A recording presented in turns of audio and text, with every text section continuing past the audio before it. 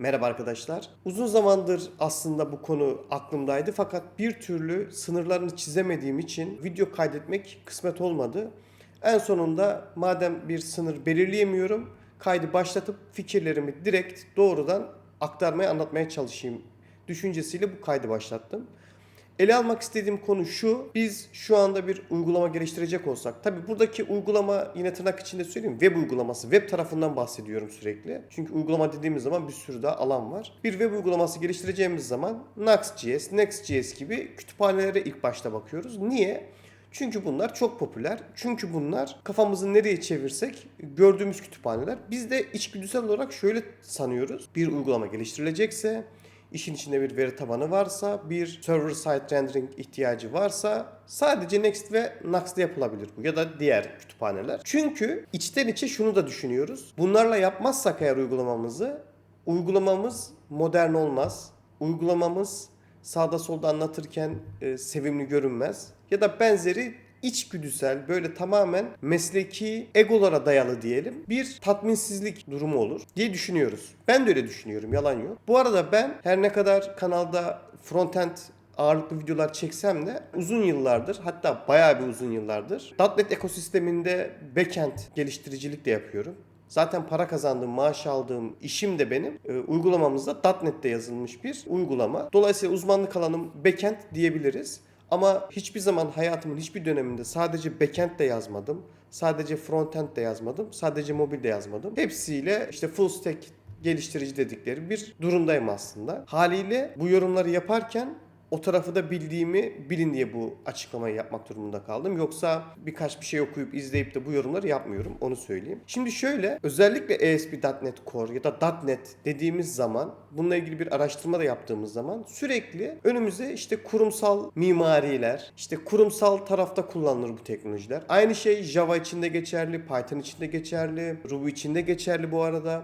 Yani bunlar sanki daha büyük uygulamaları geliştirmek için tasarlanmış. Sanki yine .NET özelinde örneklendirelim.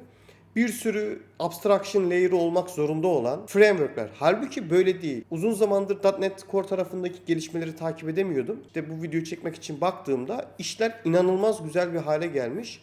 Çok hızlı, gerçek anlamda full stack bir ihtiyacımız varsa, full stack uygulama geliştirme çatısına, yani ASP.NET Core inanılmaz iyi durumda. Özellikle işte bilmeyenler için söyleyelim. Eskiden .NET sadece Windows'ta çalışırken şu anda tüm platformlarda çalışabiliyor. Öyle de bir endişeniz olmasın eğer bir tercih yapacaksanız. Hatta şey bile var içerisinde şu anda .NET Core'un. Tek bir dosya çıkartıyor size, aynen Go'da olduğu gibi. Hiçbir bağımlılık yüklemiyorsunuz o bilgisayara ya da o işletim sistemine, neyse o, Linux'a, macOS'a, ne olduğu önemli değil. Uygulamanız orada çalışabiliyor. Bunlar gerçekten güzel şeyler, gelişmeler. Bir uygulamada bize ne gerekiyor? Şimdi sesli düşünüyorum tamamen. Dakika bir bize bir validasyon mekanizması gerekiyor. Nux'ta var mı? Yok. Next'te var mı? Yok. Ekstra bir kütüphane yüklememiz lazım. Ne gerekiyor bize? Bir veri tabanı katmanı, bir ORM, bir veri tabanı ile iletişim için bir kısım, mekanizma gerekiyor. Nux'ta var mı? Yok. Next'te var mı? Yok. Yine işte Prisma'dır ya da benzeri bir kütüphanedir. Projemize entegre ediyoruz. Sonrasında ne gerekiyor bize? Otantikasyon, otorizasyon.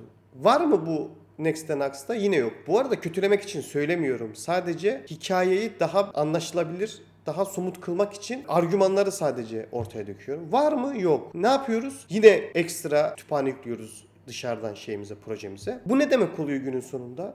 Her bir kütüphanenin, her bir bağımlılığın, yer yer videolarda da bahsediyorum, bize ilk anda olmasa bile, ki ilk anda da oluyor çoğu zaman, ilerleyen süreçlerde bir maliyeti oluyor. Ne maliyeti oluyor? Konfigürasyon maliyeti, işte güncelleme gelmiştir, güncellemelerin yapılması gerekmektedir. Güncellemeyi yaparsın, deprecated olmuş fonksiyonlar olur, onları güncellemek durumunda kalırsın ya da bir breaking change dediğimiz temel bir mekanizma değişmiştir, onu sizin de güncellemeniz gerekir gibi bir sürü peşinde yük getirir aslında. Ama eğer siz gerçek anlamda bir full stack şey alırsanız elinize, framework, bunların hepsi zaten built-in olarak, yani o framework'ün içinde size sunulmuş bir halde sadece çok basit 1-2 satırlık konfigürasyon ayarıyla kullanmaya başlayabilirsiniz. Dolayısıyla ASP.NET Core gibi kütüphaneleri bu gözle değerlendirmemiz çok sağlıklı olacak. Gelelim hikayenin diğer kısmına, yani view kısmına. Bu anlattıklarım görece backend'le alakalıydı. Gelelim hikayenin view kısmına. Şimdi şeyi dün gibi hatırlıyorum, React.js'in çıktığı günü. AngularJS vardı hayatımızda. O da yeni girmişti. Facebook dedi ki biz React.js diye bir tane kütüphane çıkardık. Bu sadece dedi işin view kısmına odaklanacak. Altını çiziyorum, view kısmına. İçerisinde ne bir bugünkü manada reactivity ne de başka bir şey. Sadece bir View Engine olarak aslında hayatımıza girdi. Sonradan hikaye buraya evrildi. Bunu şundan dolayı söyledim. Biz şu anda .NET Core'da bir uygulama yaptığımız zaman işte varsayılan olarak Blazor adında bir engine geliyor diyelim. Engine diyelim ona. Fakat ben Blazor bilmiyorum bu arada. Hiç ne olduğuna bile bakmadım. Fakat Razor adında, Razor View Engine adında başka bir View Engine'i daha var. Razor Page adında başka bir yaklaşımı daha var. Sürekli deniyorlar. Çünkü hala da oradaki problem benim baktığım yerden doğru düzgün çözülebilmiş değil. Uğraşıyorlar. Bunlar da seçenek olarak kullanılabiliyor. Bunların ne gibi avantajları var onu söyleyelim. Backend'de biliyorsunuz bizim yani eğer JavaScript ekosisteminde değil de işte C Sharp'tır, Java'dır bu tip bir dil kullanıyorsanız. Şimdi izleyenlerin çoğu görece frontend developer olduğu için çok da böyle işin tekniğine girmeden anlatmaya çalışıyorum. Çok da mümkün olmuyor.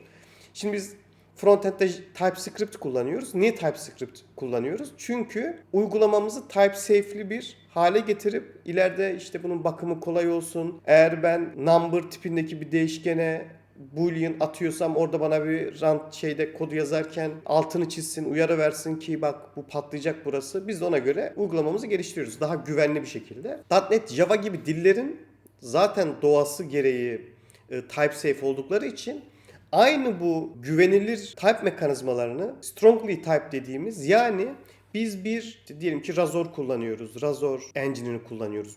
Yani HTML kodunu şöyle göstereyim hatta size ya bir dakika. Hep konuştum. Views diyelim, home diyelim, index diyelim. Bu bir CS HTML dosyası. C Sharp HTML gibi düşünebilirsiniz bunu. Normal HTML yazıyoruz içerisine. Fakat dediğim gibi burada strongly type mekanizmasını da kullanabildiğimiz için hiçbir zaman bizi UI tarafında bir sürpriz beklemiyor. Dolayısıyla bizim bu view'larımız dahi compile ediliyor. Dolayısıyla çok güçlü frontend'ler yazabiliyoruz. Tabii frontend'ler yazabiliyoruz derken bir Vue gibi, React gibi reactivity mekanizması olmadığı için ya da diğer nasıl söyleyeyim helper mekanizmalar olmadığı için o kadar rahat yazamıyoruz. Ona bir şey söylemiyorum. Ama yine de bizim CRUD dediğimiz ya da bir rapor ekranı gibi bir ekrandan bahsediyorsak burada yazmak çok daha güvenli oluyor. Tamam öyle type bazında söylüyorum bunu. Fakat kardeşim ben modern uygulamaları Vue ile yazabilirim, Nuxt ile yazabilirim, işte React'la Next ile yazabilirim diyorsak da bunları da aynı şekilde .NET uygulamasında, ASP.NET uygulamasında frontend olarak konumlandırıp kullanabiliyoruz. Yani bir .NET uygulamasıyla Vue uygulaması, işte Nuxt uygulaması yan yana çalışabiliyor. Dolayısıyla siz aslında Vue engine'inizi kendiniz seçebiliyorsunuz. Tabii bu şekilde bir seçim yaptığınızda bu bahsettiğim işte type mekanizmadır falan onlardan feragat ediyorsunuz ama önemli değil. Biz modern işte bir sürü UI kütüphanesi var, ekosistem var. Oradaki ekosistem çok kıymetli. Diğer türlü bu arada yine bir hatırlatma yapayım. Her ne kadar bence zamanın ötesindeydi. Bu şu anda bizim komponentler, UI komponentleri var. Onları biz alıp kullanıyoruz falan biliyorsunuz. Bunlar bu yıllar önce tam olarak böyle olmasa da Webform adında bir kütüphanesi vardı Microsoft'un. Orada denenmiş işlerdi aslında. Dolayısıyla biz şu anda Razor'un içinde bile kendi komponentlerimizi yazıp yani bir kere bir kart item'ı diyelim yazıp sonrasında onu istediğimiz yerde istediğimiz şekilde yine altını çiziyorum type'lı bir şekilde kullanabiliyoruz ve çok böyle sağlam, strict diyebileceğim yapılar inşa edebiliyoruz. Bunlar da çok kıymetli. Zaten işte bu kurumsal taraflarda ya da benzeri büyük uygulamalarda diyelim tercih edilmesinin sebeplerinden bir tanesi de bu sağlamlık aslında. Tam da ifade edebiliyor muyum bilmiyorum. Dediğim gibi birazcık filtreliyorum anlatırken hikayeyi. Velhasıl biz yeni bir uygulamaya başlayacakken ya da hiç denememiş, görmemiş olan arkadaşlara şunu önereyim. Gidin bir ASP.NET uygulaması kaldırın. Daha şöyle ben run etmiştim bunu. Neye benzediğini göstereyim size. Şöyle F5'e basın. Böyle çok ilkel görünümde bir şey bizi karşılıyor. New Project dediğimizde uygulama bizi karşılıyor. Ama dediğim gibi sizin tamamen burası işte Tailwind'de kullanabilirsin, Vue'de kullanabilirsin. Tüm JavaScript ekosistemini frontend için kullanabilirsin. Zaten dediğim gibi full stack bir kütüphane, MVC kütüphanesi. Şurada framework'ü. Şurada bunun dokümanları nerede? Şuna bir tıklayalım.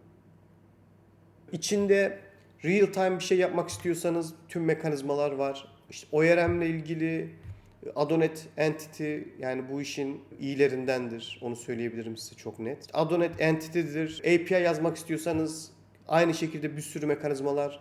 Future flag'ler, konfigürasyon mekanizmaları, real time canlı değiştirebildiğiniz yine aynı şekilde konfigürasyon yapıları. Yani içinde altını çiziyorum. Gerçek anlamda bir uygulamada ne gerekiyorsa her şeyin olduğu bir kütüphane ASP.NET Core. Dediğim gibi burada ben sadece bir bakış açısı sunmak istiyorum. Biz şu anda saplandık. Yapay zeka ile beraber de. Hatta ben geçen düşündüm. Bir arkadaşın yorumundan sonra ona da yazdım. Bu düşünce zaten hep vardı aklımda. Ya ben niye hiç .NET ile ilgili bir şey anlatmıyorum? Ben niye hiç Razor'la ilgili, Blazor'la ilgili, Blazor'a ben niye hiç bakmadım mesela?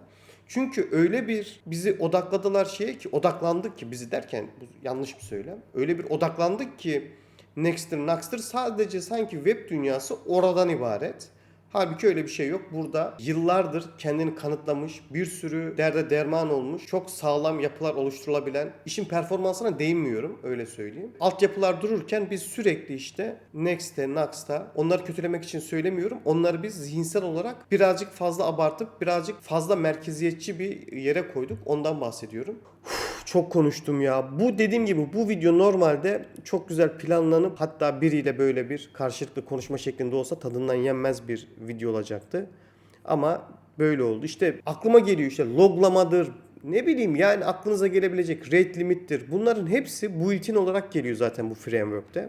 Muhtemelen diğer framework'lerde de benzer mekanizmalar vardır. Açıkçası yapay zekaya yani Cursor'a hiç .NET uygulaması yaptırmadım. ASP.NET uygulaması. Belki öyle bir uygulama yapıp yapay zekanın oradaki performansı şu anda ne durumda ona bakmak lazım. Yani tırnak içinde o amelasyon işleri zaten yapabiliyorsa AI ki daha düzgün yaptığına emin olabiliriz. Compile edilen bir ortam olduğu için.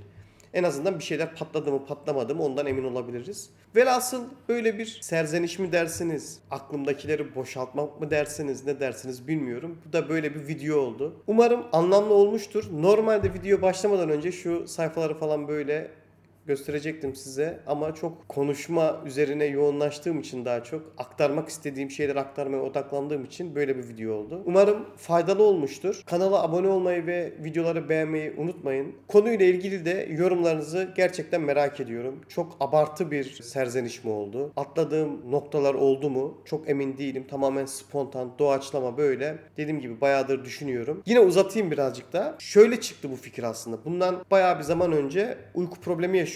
Uyumadan önce çeşitli konuları düşünüyorum. Saçma sapan sırf uyuyabileyim diye. Ya yarın yeni bir projeye başlasak neyi kullanmak gerekir sorusuna ben cevap veremedim doğru düzgün. Bir akşam düşündüm, iki akşam düşündüm. Ya sonra dedim ki ya niye böyle bir düşünceye giriyorum ki? Zaten .NET gibi bir hayvan var zaten. Benim tüm ömrümü adadığım bir hayvan. Birazcık sağına soluna baksam tekrar güncel bilgilere vakıf olur. Tüm mekanizmalara yeni hakim olabilirim ve yeni geliştireceğimiz uygulamayı burada çok rahat geliştirebiliriz. Aslında bu düşünce deneyimi diyeyim buna, ne diyeyim bilmiyorum. Oradan çıktı. Çünkü dediğim gibi Nux'ta yapmak istiyor gönlüm. Bir sürü şey var orada, mekanizma var. Ama öte yandan de biliyorum. Boğazıma kadar bağımlılıklara bağlanacağım. Her birinin konfigürasyonu. Her seferinde yeni bir şey çıkıyor. Mesela otantikasyon mekanizması tamamen .NET'in, Microsoft'un 20 yılı aşkındır edindiği deneyim, oradaki bilgi birikimi. Tamamen benim elimin altında. Çözemeyeceği iş yok. Otorizasyon aynı şekilde. Üçüncü parti bir servis gerekiyorsa onunla ilgili de bir sürü şey var, araç var. Dolayısıyla oradan buraya geldi hikaye. Dediğim gibi umarım başınızı ağrıtmamışımdır. Çok konuşmalı bir video oldu. İşte bazı arkadaşlar diyor, anlattın bir şey yapmadın. Abi illa bir şey mi yapmam lazım? O da çok enteresan. Eğer istiyorsanız da .NET ile ilgili de kanalda da videolar var. Çok eski gerçi onlar. .NET ile de ilgili ASP.NET ile ilgili bir şeyler anlatırım, çekerim. Sonraki videoda görüşmek üzere, hoşça kalın.